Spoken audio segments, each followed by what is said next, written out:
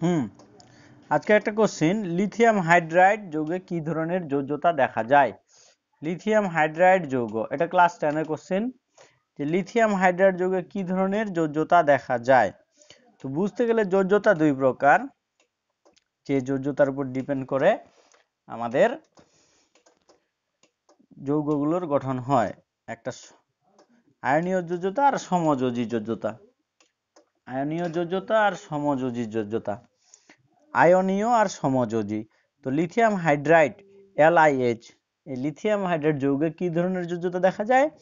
Lithium hydride যৌগে আমাদের তড়িৎ যোজ্যতা বা আয়নীয় যোজ্যতা দেখা যায়। তড়িৎ যোজ্যতা বা আয়নীয় যোজ্যতা দেখা যায়, অর্থাৎ লিথিয়াম হাইড্রাইড, লিথিয়াম আর হাইড্রোজেন দুজনের আধান মিলে তড়িৎ যোজ্যতার মাধ্যমে লিথিয়াম হাইড্রাইড গঠন করে।